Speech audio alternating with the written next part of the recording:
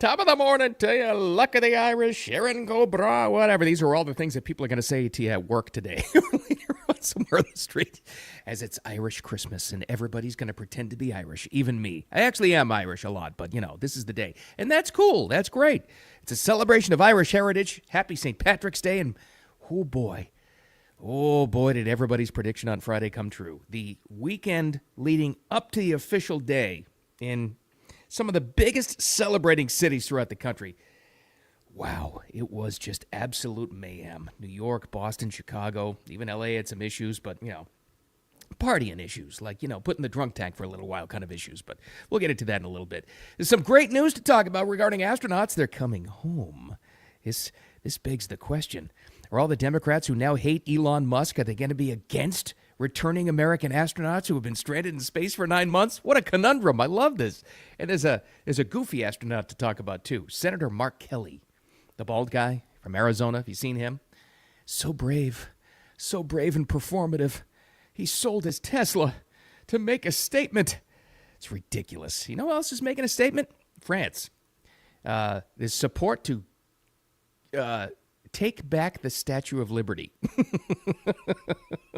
You're sensing a theme here. It's all performative. It's all theater kids. They don't even know what they're protesting anymore. And the biggest news story of the day, we got to get into this as well. Could it be, President Trump believes so, could it be that all of those pardons that President Biden signed on his way out the door, could it be that they're all null and void? They mean nothing. They don't hold water for a very specific reason. I got a feeling this is headed to the Supreme Court, but there is a very good chance. Very good chance. Well, this part of it we know at least. There's a lot of people on that pardon list who are very nervous this morning. They never thought they'd find out. I'll tell you why these things are being null and void, but wow. Holy cow. Let's get to the important stuff first. First of all, thanks for finding Wicked Radio. I appreciate you.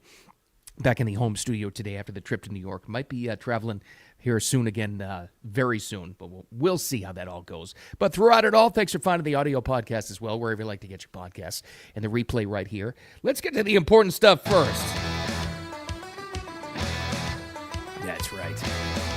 St. Patrick's Day has arrived once again. I didn't put this together until early today.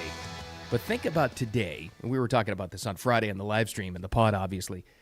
Now, St. Patrick's Day sometimes falls in the middle of the week. That's one thing, whatever.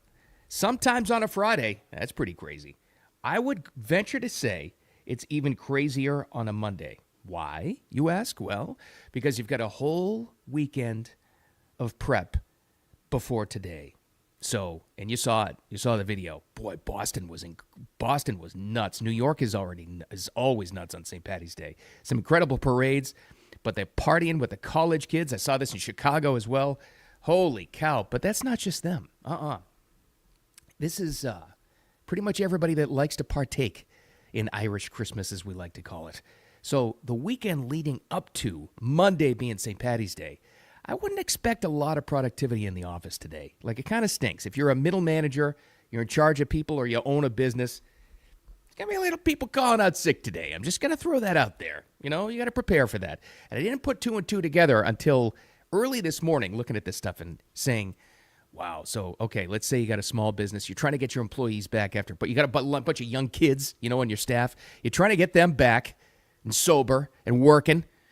And then all of a sudden, March Madness hits. I think the tournament starts tomorrow, which is huge. You may not be into it or that big of a sports fan. Doesn't matter. It is a factor. And I'm telling you, from experience, if you're in charge of people, you're in charge of a paycheck or any group of people in any kind of an office or business setting, March Madness with the tournament and the brackets, the amount of lost productivity that I think it's Business Insider tries to calculate every single year, it is a massive distraction. People getting this kind of thing, because it's a great event. It's a lot of fun. People, they look forward to a distraction. But on top, right after Irish Christmas, going into the tournament, get a backup plan ready for people calling out sick. I'm just telling you, just throwing that out there. All right, there's some great news to talk about regarding these stranded astronauts, and yes, they are stranded. Yes. Don't believe anybody that's telling you, well, they're not stranded. There was a plan. Do not make this political. They weren't stranded. Biden didn't leave them up there. Yes, he did. Don't listen to those people throwing you that line of garbage because they're trying to complicate things with madness. They were supposed to come home after 8 days. They've been there 9 months. In any sane person's rationale and reasoning, that's stranded, okay? Don't listen to those dopes. But there's good news. So the SpaceX Dragon arrived the day before yesterday. And the astronauts, Suni Williams and Butch Wilmore, they're coming home. Should be tomorrow on Tuesday, God willing, and everything comes back and everything's fine. And they did a little video. They do these little press conferences. I think it's with the NASA channel. I don't know who actually broadcasts these things, but we always get the video. And the two of them did a little, and they're very relieved, you can tell. And from watching the last one they did previous to this, boy, what a change in temperament. Boy, are they happy. And I would be too after being stuck up there for 9 months.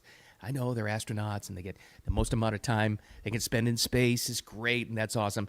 Yeah, it doesn't matter what it is. If you're stuck in that tin can for 9 months longer than you were supposed to be there, you're happy to come home. And they were. They were very grateful and appreciative. In fact, they said this just yesterday in their press conference. We'll be back before too long. I can tell you at the outset, all of us have the utmost respect for Mr. Musk, and obviously respect and admiration for our President of the United States, Donald Trump. We appreciate them. We appreciate all that they do for us, for human spaceflight, for our nation. It was nice that they did that. They should. And I would be very appreciative, too. This is going to be interesting to see. Now, when they get home, I can't wait. So because they're not going to go up in space again, right? And they don't want to make waves. They just want to get home safely. But down the road, one of them, it'll either be Butch or Suni. They're going to talk. They're going to put to bed finally. And they're the only ones that can. This final nail in the coffin for this argument that they're not stranded. Stop saying they were stranded. Yeah, no, I'm going to keep saying that. And you know what? They're going to confirm it. Once they're home, safe, and can talk, and they're fully, officially retired, I can't wait for it, too, because they're going to set the record straight. So this leads us with a very special, very interesting conundrum that I'm fascinated by. So we all know, and we coined it, Elon derangement syndrome. Yes, EDS is a thing. People hate Elon Musk so much these days. Are they going to be against this? Are they rooting against Elon and SpaceX getting the credit, as we just heard right there from the stranded astronauts, getting the credit for bringing them home? Is there going to be a pushback on this? I would bet yes. Oh, absolutely. First of all, what's first coming out is going to be, well, he didn't really, it wasn't straight. I don't think it was Elon. It was a Nazi. That's going to happen because they're so twisted and they're so demented. They're going to or they'll just completely forget the story. And they'll try to like memory hole it, right? That it didn't actually happen. That'll happen. But this is a fascinating conundrum. I bet you have such twisted, demented people who are so misinformed of what's going on in the country right now. They're rooting against these astronauts coming home. I'd bet you $1 million right now, if I had it, 100% about that. But they are coming home, and it's going to be great. American ingenuity gets it done once again. Now here's a bad astronaut, Mark Kelly, the bald guy, the senator from Arizona. Did you see him? And this shows you how performative all this stuff is. It's all like, you know, am I sensing a theme with all the protests? Whether it's the real violent stuff where they're firebombing Tesla dealerships or keying cars or stuff like that, or the protests in the street where they're doing things and they're burning Teslas in effigy or selling them off. You sensing a pattern here? It's all performative. It's all like, it's very showy. Like these are performative theater kids. All of them. Whether it's the grungy kids that are paid by God knows who, what Act Blue or something, acting up in the streets, or someone in a higher position like Senator Mark Kelly doing this. It's all performative. It's all a show. Well, here he was doing the very, very brave thing of telling us all over the weekend that he's selling his Tesla. Oh, you can't have that. Well, tell me this isn't pandering to your voter base. But here he was explaining why. He doesn't feel good. He doesn't feel right about driving an American-made Tesla anymore. Senator Mark Kelly, the bald astronaut. So I have a really hard time driving around in this thing, so I think it's time for an upgrade today. So this is going to be my last trip in this car. There were some things I really liked about it. There are things I didn't like about it, but that doesn't matter. What matters is, doing the right thing. I think it's time to get rid of it. Elon Musk kind of turned out to... Oh, Oh, I went on to call him an a-hole there twice. We can't have to cut that out. This is a family show, Senator. What's wrong with you? So, yeah, so brave man. And then he goes, the follow-up video, by the way, I guess he bought to replace that, he had it sent to Washington. He bought a Chevy, I forget what it was, like an SUV, whatever, which is another fascinating thing to me because all of these, the Democrats have tried to grab hold of a very powerful voting arm, the climate folks, right? The climate nuts. Not just the people who want the best thing for the earth and they try not to pollute and they recycle. That's fine. That's normal people. I mean the extremists who want to kill all the cows. They don't want you eating meat. They don't want any carbon footprint whatsoever. Those folks. So they've pandered to them for a long time. What now? Now that you've got the biggest manufacturer of electric vehicles, which we were told we're all supposed to go to, right? Being Elon Musk, but they hate him now because they have EDS, Elon derangement syndrome. Now they have to get rid of their electric vehicles and they have to go to gas-guzzling vehicles like Mark Kelly. What do they do now? They're in a mental pretzel. They don't know what to do. I don't know. We'll see how it all shakes out. Fascinating. Like it's going to be fascinating when Elon is there with the stranded astronauts welcoming them home. This is just going to be great. I just love this stuff. All right, let's get to the big story. There was some breaking news overnight. President Trump put this out on Truth Social. Then it made its way over to X late last night into this morning. I only saw it at about 5 a.m. Well, remember all those presidential Biden pardons, which we knew were coming? It enraged a lot of people. I think the rest of us, though, were like, yeah, of course he was going to do that, of course. Now, who was on the pardon list? The January 6th committee folks, not the January 6th political prisoners. No, the January 6th committee, like Liz Cheney, those people. And others. General Mark Milley was pardoned. Fauci was pardoned. Who else was on there? A big long list. There were hundreds and hundreds of them all on there. Well, and this started to percolate a little bit early last week. Somebody did a pretty fascinating piece of research out of the Trump administration where they looked at the actual signature. And somebody figured out, and I thought it was amazing, but I didn't think it was going to go anywhere, that all of these pardons were done with auto pen, which means you've got Biden's signature and then electronically, kind of like when you sign an e-form kind of thing, they were put onto and superimposed because they're all exactly perfect, like exactly the same. They were electronic auto pen signatures on all of these pardons because let's face it, in the last days of the Biden administration, he was gone, like not there. I don't know if he was there at the beginning of it or in the campaign, but regardless, we know it was worse at the end than it was at the beginning. So they've determined and apparently, reportedly, have proven that there were auto pen signatures. What's the big deal? You can't do that. It's a legal issue. Obviously, it's going to go to the Supreme Court. This is going to be a massive fight. The one thing we know right now, early in the story as it breaks, the one thing we know, there are a lot of people on those pardon lists that are very, very shaky this morning. They're very nervous about what's going to happen. This is what started it all, actually the reaction to it all. President Trump jumps on Truth Social early and says, I won't read the whole thing because it's very long. The pardons that Sleepy Joe Biden gave to the Unselect Committee of political thugs, many others, hereby declared void, vacant, and of no further force of effect because of what we said. The rest of it goes on to say, because of the fact that they were done by auto pen. In other words, Joe Biden did not sign them, but more importantly, he did not know anything about them.